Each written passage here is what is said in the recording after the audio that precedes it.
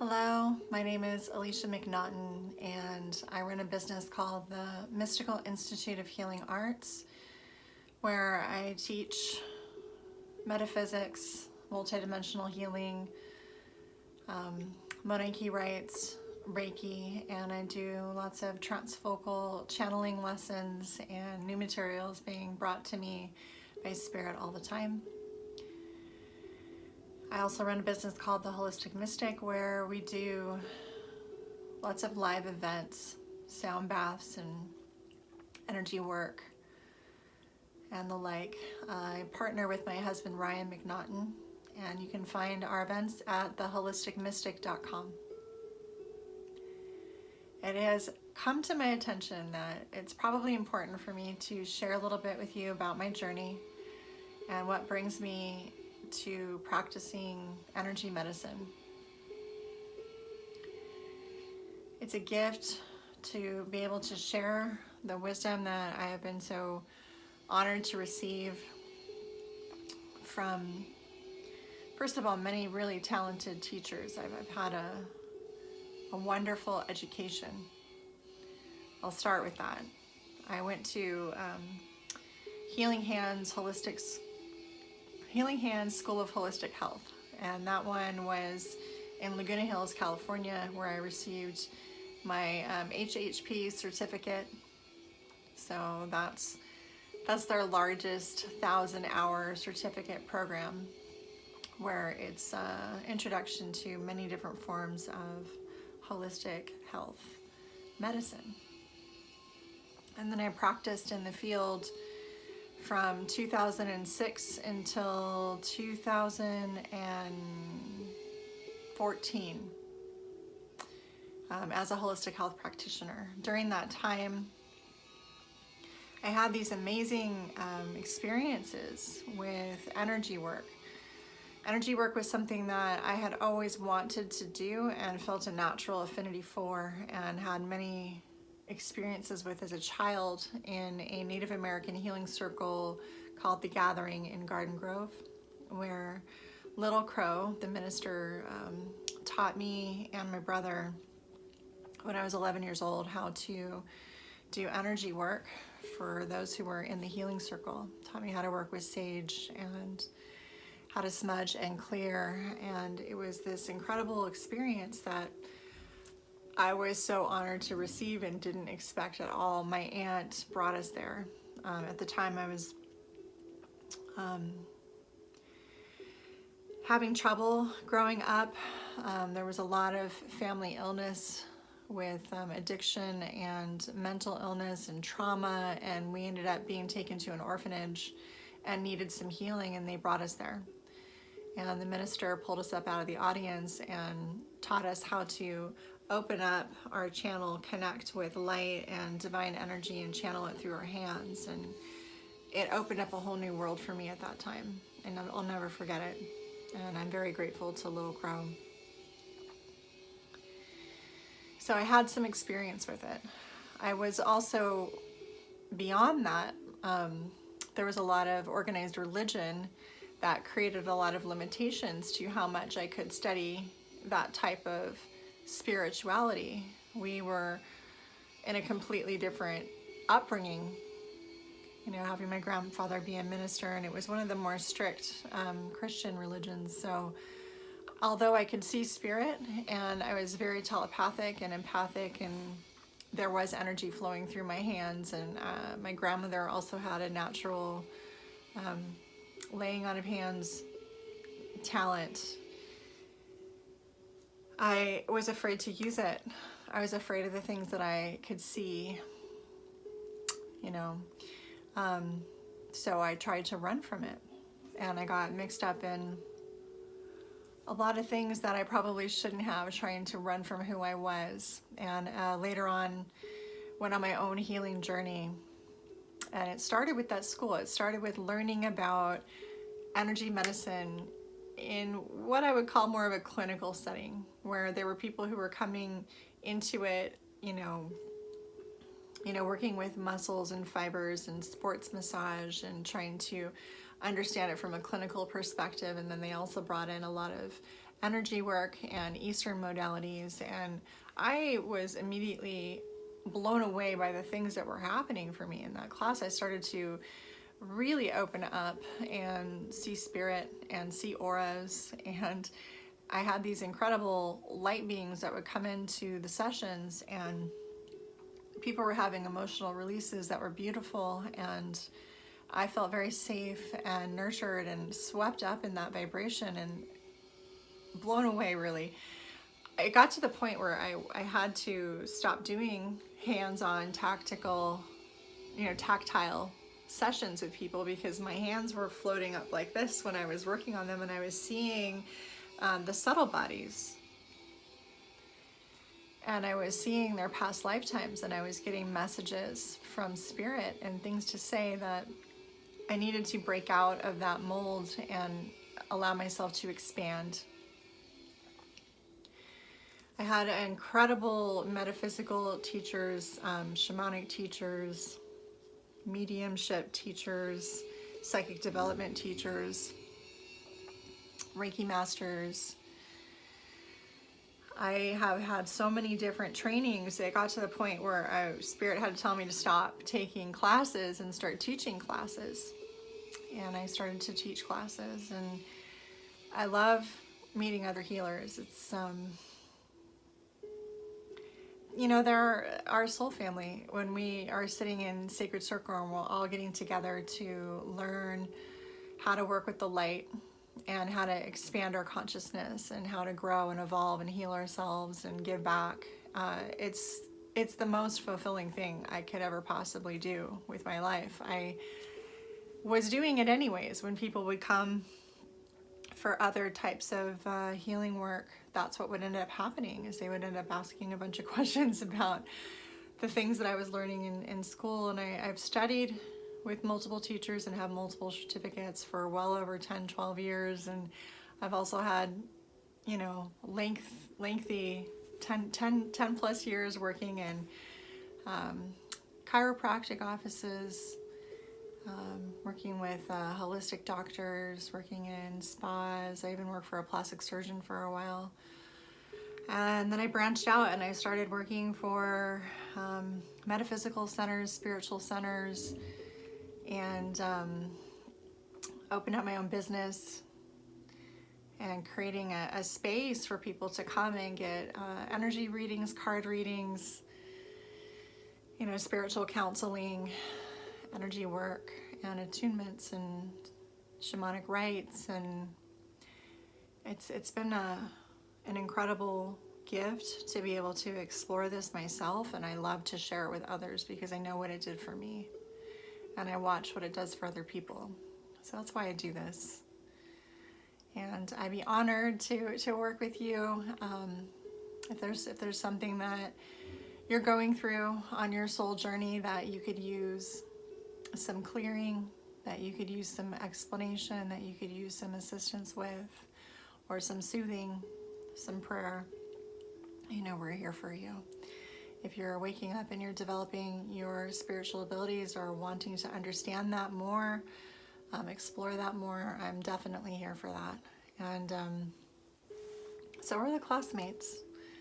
It's nice to, even on Zoom, have a community of people, or on social media, have a way to connect with other people. I know when I first started to awaken, a lot of the time I had to keep it to myself because there were people that I knew wouldn't accept it. And so that can be lonely until you find your people, your community. Community is huge. It's really important. So anyways, I'm glad you're here.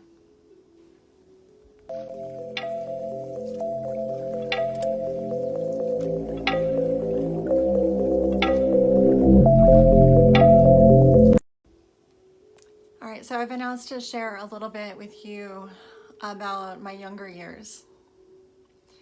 I'll start by sharing a story that my aunt had shared with me about the path of the wounded healer.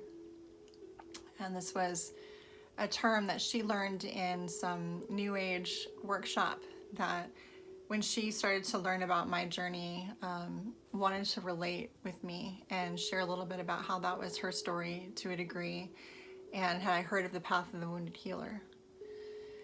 And it really helped me to learn about that. I, grew up very poor. My dad was a musician, and he was an incredibly talented musician. He played almost anything that he picked up. He would learn how to play, but he suffered from drug addiction. And he grew up in a household where, there were such strict rules, religiosity, that there was a lot of shame in him following his passion. And he was one of those almost famous musicians, which is sad because he really had the gift. And my brother has the gift. And my brother travels all over the world playing music. And my father, he ended up dying at 42 years old from cirrhosis of the liver and cancer of the throat.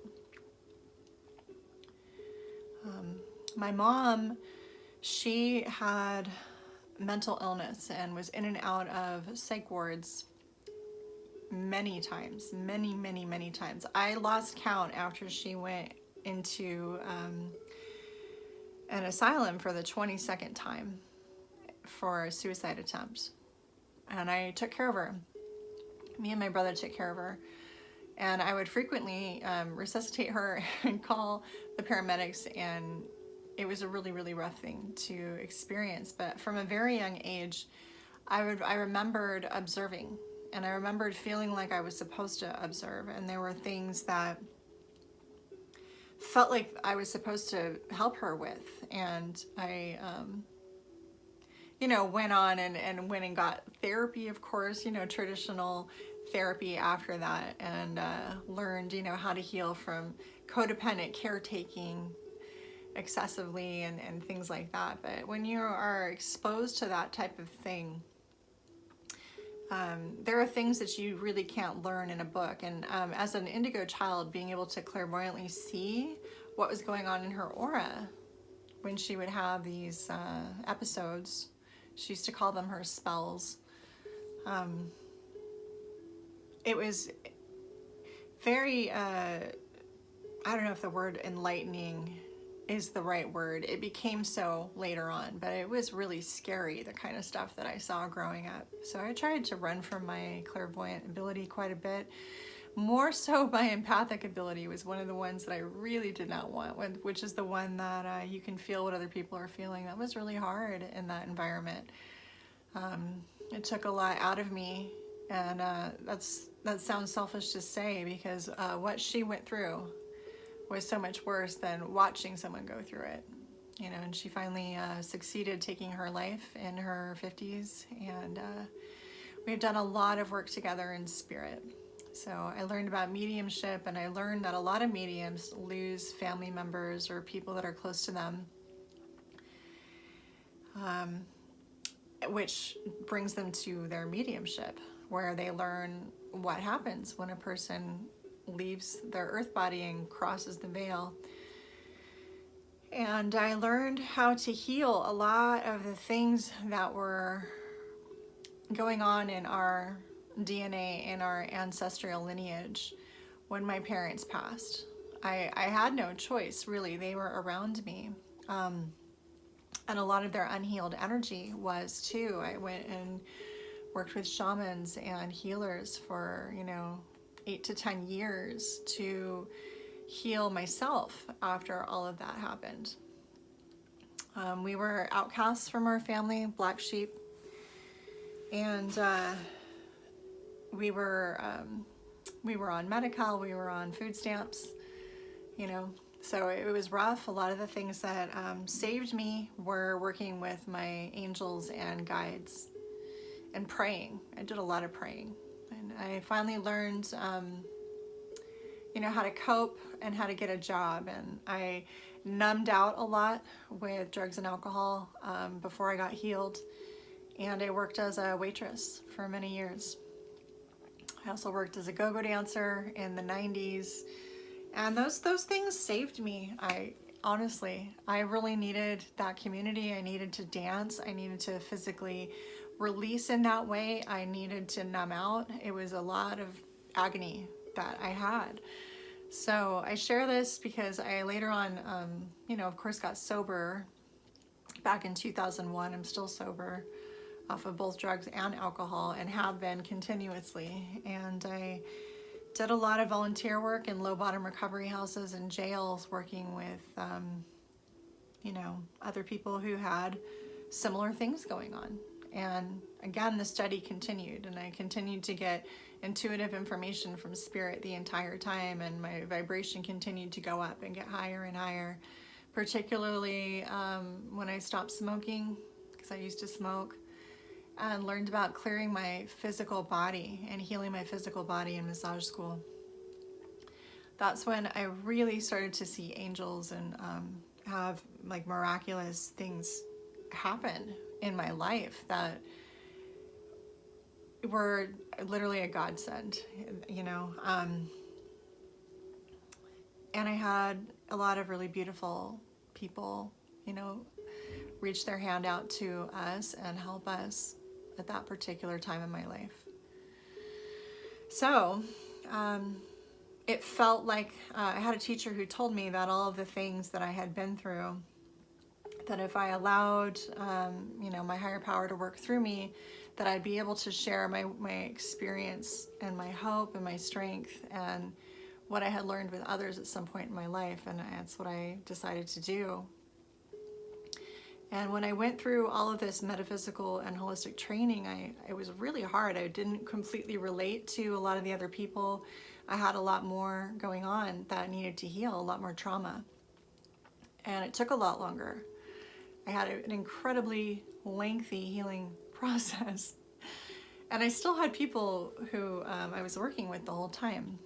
Because whenever you learn something, Spirit's going to send somebody to you that needs whatever it is that you just learned. And I was working with people that were in similar situations than I was. So no matter where you are in your spiritual journey, there's always somebody who needs whatever it is that you just learned. And then I managed to shed a lot of layers of the onion and get to this point where I was working in health spas and chiropractic offices and learning that type of life. And I worked there for 10 years doing that.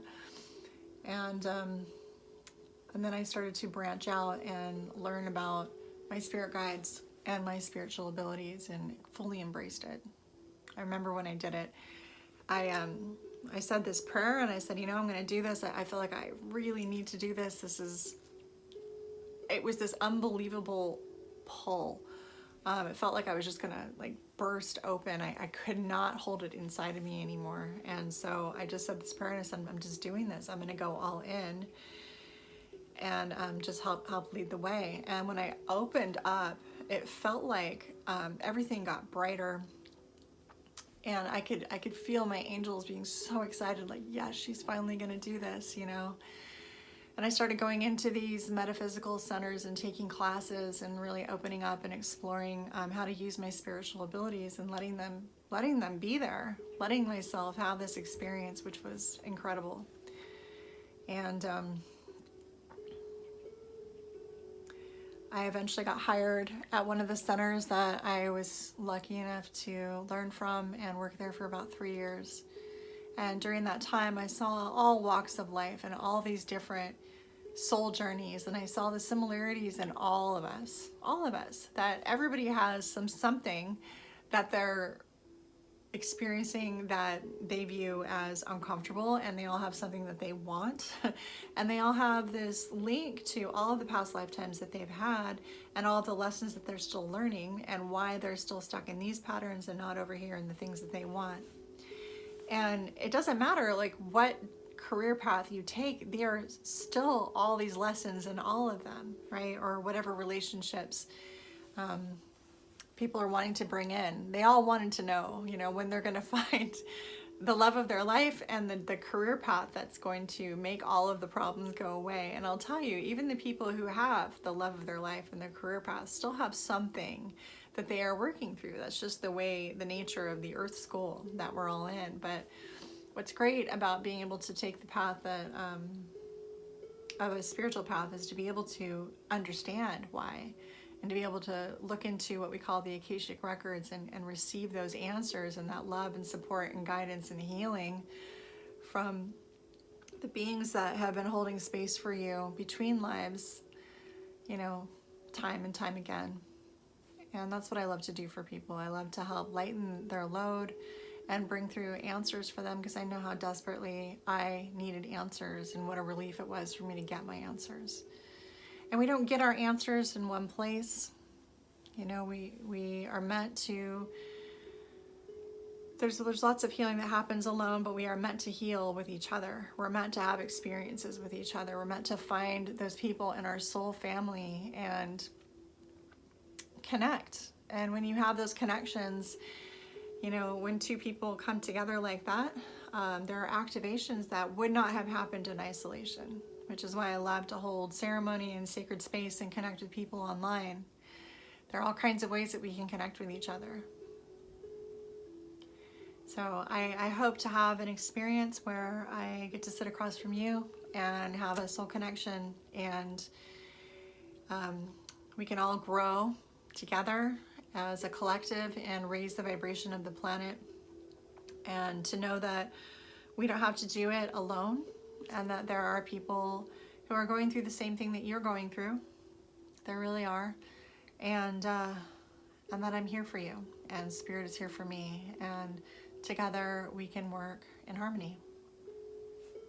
Many blessings. And one day I just decided. I decided that I was no longer going to water myself down, that I was not going to stifle my magic anymore. I was not going to make myself easier to love.